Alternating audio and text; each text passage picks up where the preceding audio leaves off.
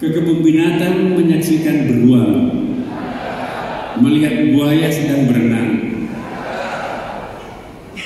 Orang pintar tidak pernah terbuang, orang sombong tidak pernah tenang. Allahumma shalli wa sallim ala sayyidina wa habibina syafi'ina maulana Muhammad sallallahu alaihi wasallam.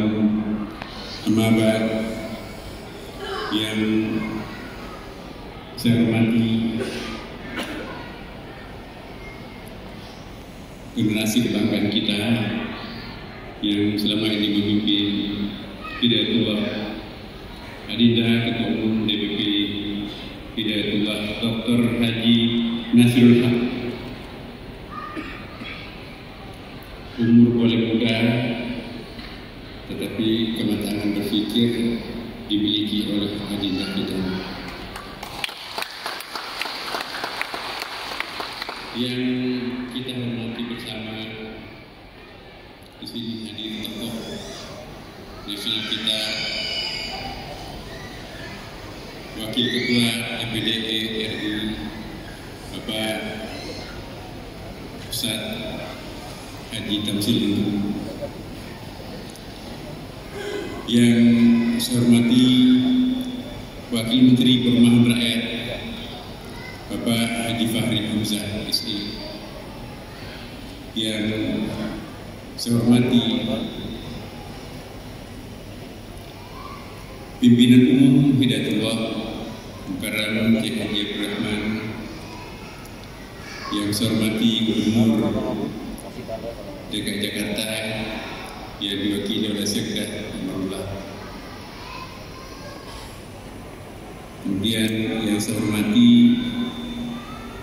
para pimpinan partai politik dan pimpinan ormas Islam di tingkat pusat, serta seluruh badan otonom di lingkungan DPP Hidayatullah, Bapak Ibu sekalian.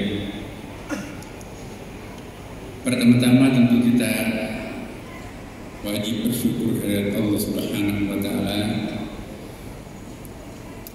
karena masih kita bisa bersyukur. Banyak orang yang tidak bisa bersyukur padahal sudah menikmati banyak kemuliaan dari Allah Subhanahu wa Ta'ala. Hari ini betul-betul kita bersyukur karena Hidayatullah melaksanakan sebuah pesta yang sangat indah. Mendengarkan tadi Munas itu kan biasanya diwarnai dengan berbagai macam dinamika yang bermacam-macam, tapi dinamika yang berkembang di Hidayatullah ini adalah mencerminkan dinamika khair ummah.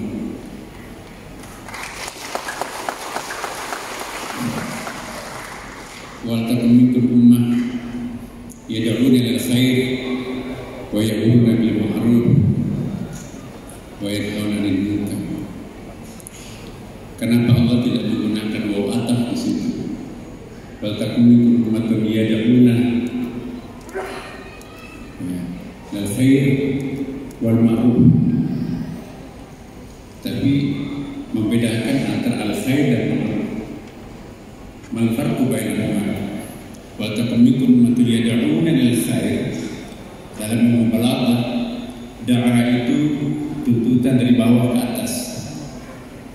Jadi mewujudkan al-khair itu melalui proses dari bawah ke atas, induktif. Kalau al-ma'ruf itu prosesnya deduktif, dari atas ke bawah, amr. Jadi tuntutan dari bawah ke atas dakwah, tuntutan dari atas ke bawah itu disebut amr. Kenapa Allah menggunakan istilah amr terhadap al-ma'ruf? Wal takum minkum ummatun yad'una ilal khair wa ya'muruna bil ma'ruf wa yanhauna 'anil munkar. Berarti ini mengisyaratkan adanya metodologi terhadap mewujudkan al-khair itu, ada metodologinya, dan mewujudkan al-ma'ruf itu ada metodologinya. sejarah yang membuktikan bahwa Hidayatullah itu mampu menerapkan hal ini. Walaupun usianya belum selama dan sesuai dengan ormas-ormas yang lain, tetapi organisasi ini mampu dalam waktu yang sangat singkat mencakupi hampir seluruh wilayah Republik Indonesia.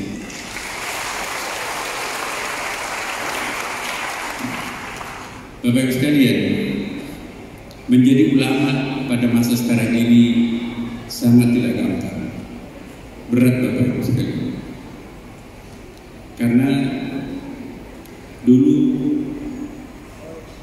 para ulama kita kalau sudah mengutip ayat, mengutip hadis, mengutip undang-undang, yang mengutip kearifan-kearifan lokal, nasional, sami'na wa ata'na seluruh warga masyarakat. Tapi dalam era postrat seperti sekarang ini, sebuah era ternyata bisa direlativisir. Kebenaran itu menjadi relatif. Apa yang selama ini kita anggap sebagai sebuah kebenaran, referensinya ayat, hadis, dan undang-undang, tapi direlatifkan oleh ada kekuatan baru yang namanya kekuatan politik, yang namanya kekuatan uang, yang namanya kekuatan media. Jadi tiga kekuatan ini bisa menentukan apa yang selama ini kita anggap ittifaq ulama sebagai sebuah kebenaran. Makanya kita seringkali menjadi bingung. Ada sesuatu yang sangat valid secara intelektual, tetapi penerimaan masyarakatnya sangat rendah. Ada yang tidak valid secara intelektual, baik ukuran hadis dan undang-undang, tapi kok bukan itu yang menang, bukan itu yang tampil dipegang oleh masyarakat kita. Ini satu bukti bahwa kebenaran dalam era postra seperti sekarang ini susah ditegakkan. Maka itu di dalam berdakwah diperlukan bukan hanya menyampaikan kebenaran itu sendiri, tapi diperlukan metodologi yang lebih khusus lagi, yang biasa mungkin boleh saya sebutkan, diperlukan seni di dalam berdakwah dalam era postra seperti sekarang ini. Persis yang disampaikan Quran. Kapan kita menggunakan dakwah, yad'u, dan kapan kita menggunakan amr. Selama ini kita tidak membedakan antara al-khair dan ma'ruf. Kita juga tidak membedakan antara metodologi dakwah dan metodologi amr. Apa yang keluar di mulut kita, apa yang muncul di benak kita, langsung kita terapkan begitu saja. Dalam era seperti sekarang ini diperlukan profesionalisme. Kapan waktunya kita menggunakan apa yang disebutkan dalam Al-Quran, yad'una ilal khair, kita harus sabar dari bawah ke atas. Tapi kapan juga kita harus tegas, ya'muruna bil ma'ruf. Al-khair dan ma'ruf itu beda Bapak sekalian. Al-khair itu seakan kata dengan ikhtiar, ada choice di situ, ada alternatif di situ. Memang ada perbedaan pendapat di situ, maka itu kita nggak boleh memaksakan pendapat kita dalam masyarakat yang plural, memutlakkan pendapat kita. Itu nanti juga kita akan berhadapan dengan persoalan logika dan persoalan demokrasi dan persoalan macam-macam. Tapi kalau itu menyangkut masalah prinsip, al-ma'ruf, seakar kata dengan urf, seakar kata dengan irfan, seakar kata dengan ma'rifah, itu rumus mengatakan bahwa itu adalah benar, maka kita pun juga harus tegas. Itulah asyidda wal kufar rahma'u bainahum. Kapan kita punya asyidda dan kepada siapa, dan kapan kita menggunakan rahma dan kepada siapa. Inilah perlunya ormas-ormas Islam memahami ya secara mikro masyarakat yang kita sedang hadapi sekarang ini. Tidak bisa kita menjelaskan bahwa masyarakat itu the only one society Indonesia, tapi kita harus melihat bahwa Indonesia ini adalah negara yang beragam. Diperlukan berbagai macam pendekatan dalam rangka menyukseskan dakwah kita sendiri. Itu yang pertama saya ingin sampaikan. Mudah-mudahan seusia dengan atau seiring dengan bertambahnya usia Hidayatullah ini, maka insya Allah kita akan semakin matang menghadapi kenyataan hidup di dalam bangsa dan geopolitik, internasional masyarakat kita dewasa. Yang kedua saya ingin sampaikan Bapak sekalian, bagaimana menciptakan khair ummah. Saya kira saya membaca visi dari Hidayatullah ini, saya juga kenal dirinya, bahkan keluarganya, keluarga kami juga di Sulawesi Selatan.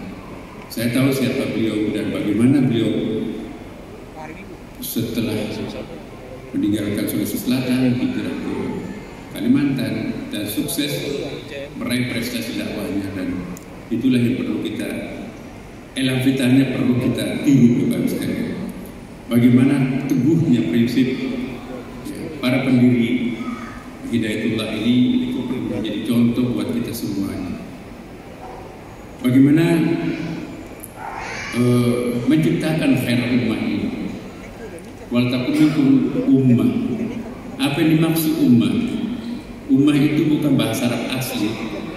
Dalam ilmu linguistik itu berasal dari bahasa Hebrew atau bahasa Ibrani, yang di sana itu berasal dari kata amim.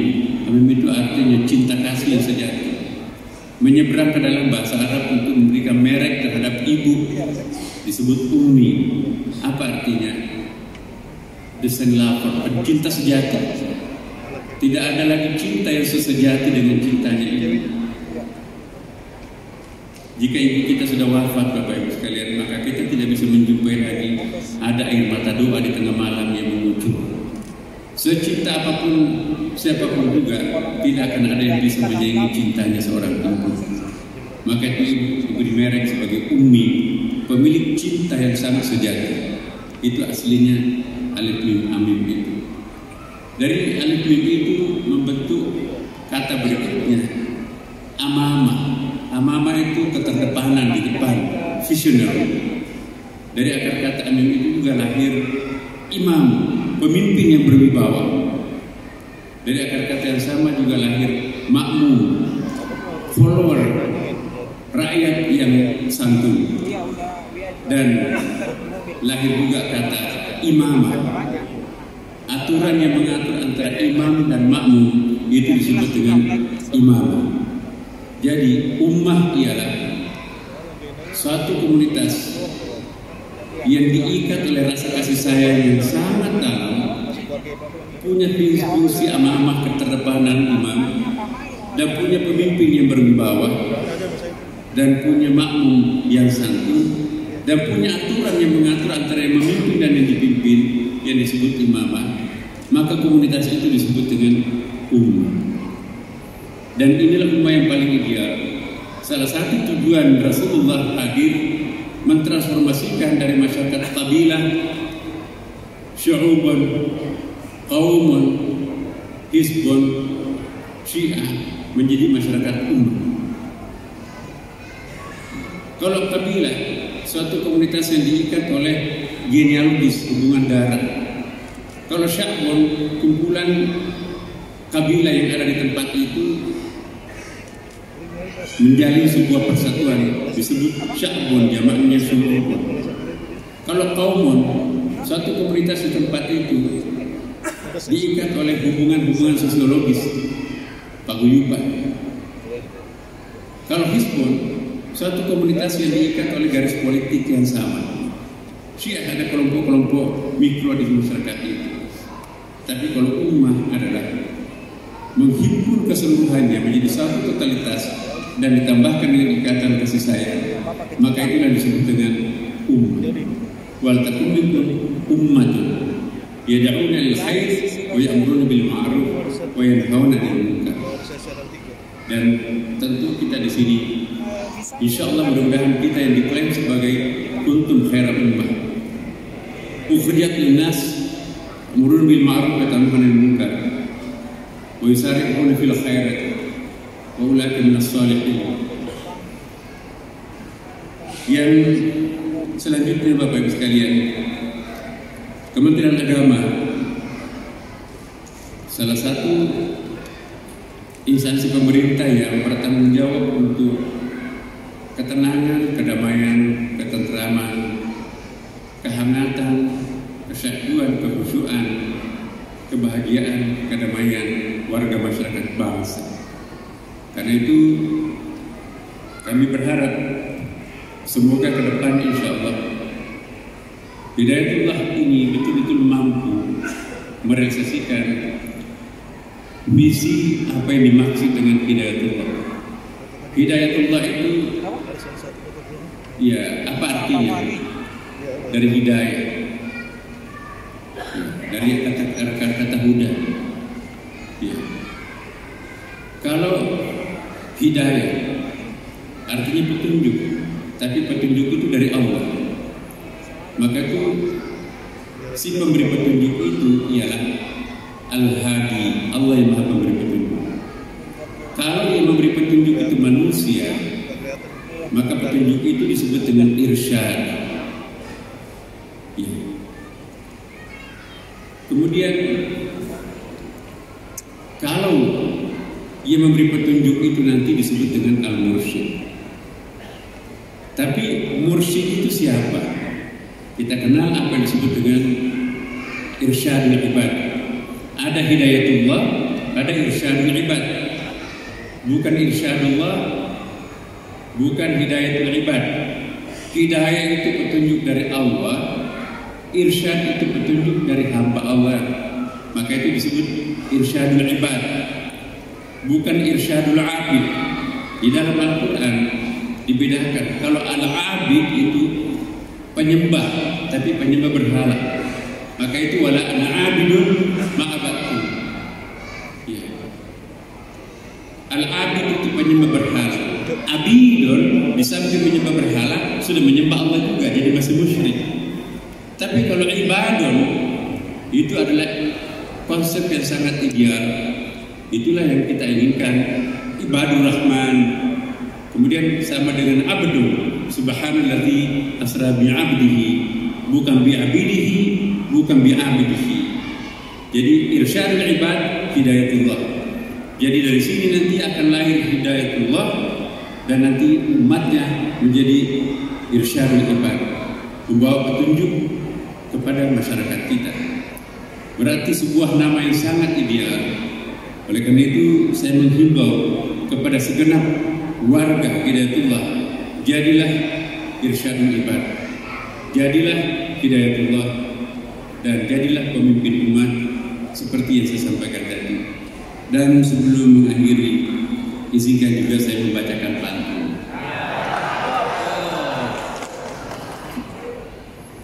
Bidadari bertelekan di atas dipan.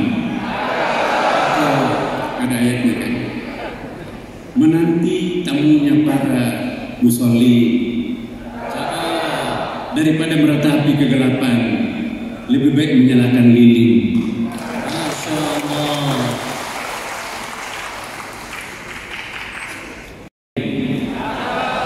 Dipajang di serambi, duduk berjajar. Orang yang sibuk mencari kesalahan orang lain, pertanda masih harus belajar.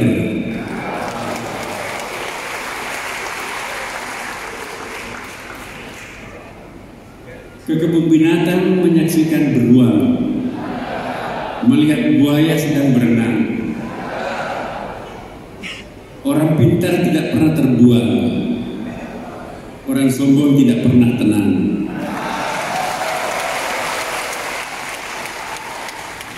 Dengan mengucapkan Alhamdulillahirrabbilalamin, saya akhiri sambutan singkat ini dan sekaligus saya mengajak kepada kita semuanya, mari kita membaca Bismillahirrahmanirrahim sebagai pertanda kita memulai acara atau menyaksikan pembukaan Munas Bismillahirrahmanirrahim.